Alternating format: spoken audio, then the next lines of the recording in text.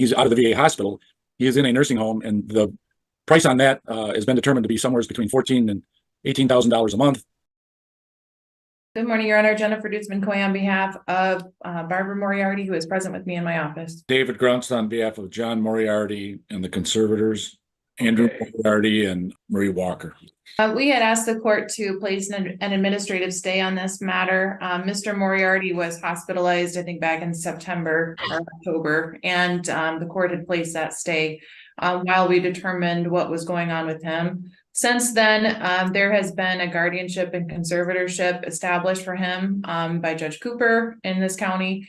So Mr. Grunst represents the guardians and the conservators. And so at this point, we feel it's appropriate and frankly necessary to go forward with the divorce portion now that we have that guardian and conservator established. There's a bunch of different assets in this matter that need to be dealt with that the probate court frankly can't really deal with. So we're asking to move forward on the divorce now. Okay, and what are you asking for in terms of an order today for scheduling?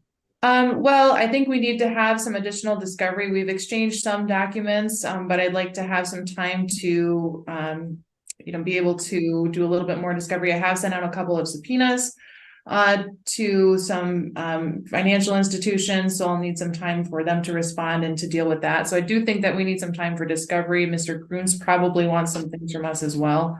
And so I think probably 60 to 90 days of discovery would be appropriate.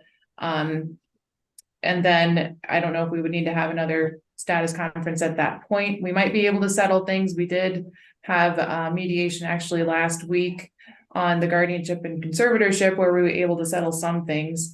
And I wouldn't mind being referred back to mediation again, but that would maybe be after we've had the chance to conduct that additional discovery.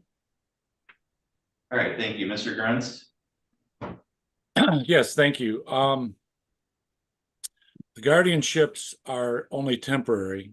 We have a hearing tomorrow to extend those till April 15th, where we can have a hearing, I believe, between tomorrow and April 15th to finalize the temporary guardians and make them full guardians. The conservators are in place.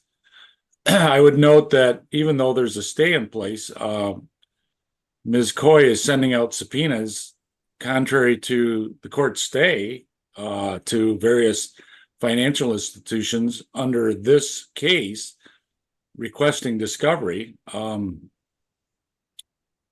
even before this motion was filed. So I don't know why that's happening. I thought a stay is a stay. You don't do anything while the stay is going on.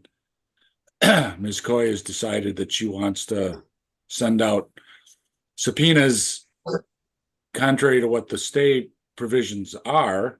But as far as going forward, Judge, I'm presently on vacation for the rest of the month. And so I'm not going to be able to conduct any discovery probably until I get back, which would be April 1st.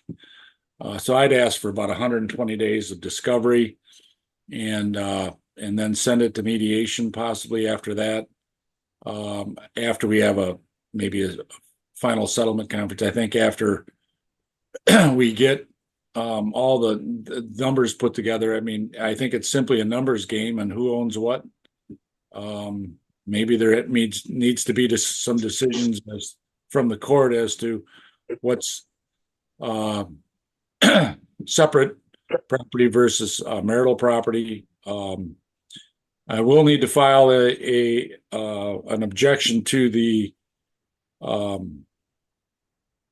temporary restraining order that allows Ms. Coy's client to be in the house without having to pay any bills. She puts that on my client, and my client presently is even though he's out of the VA hospital, he is in a nursing home, and the price on that has been determined to be somewhere between $14,000 and $18,000 a month. It's going to deplete his assets fairly quickly, and yet Ms. Coy wants Mr. Moriarty to pay her client's bills to the house, and that's the cell phones, the utilities, and the insurance. And I think that needs to come out of marital funds. not just my client's funds. And so I'm going to be asking the court to either set that aside or modify it. All right, here's what I'd like to do. It sounds like there's some issues that are going to need to be worked out, certainly. I think what I'd like to do is have discovery remain open for the next 90 days and then set it for a status conference at that point. Let's see if there's further discovery that needs to be done or whether the parties have enough to have another mediation. Mr. Grunst, you're free to file, any of those kind of motions at any time and notice those for hearings, for a hearing, and the court will take those up as those are filed. But in terms of just scheduling going forward, I think 90 days for discovery with a status conference at the end of that.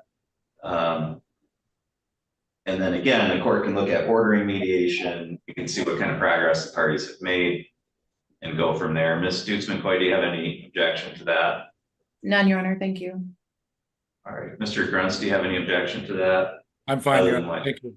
All right, so I'll put that into a scheduling order. Yeah, I mean, Ms. Stutzman-Coy, maybe you jumped the gun a little bit on sending out those subpoenas, but I don't know that there's any.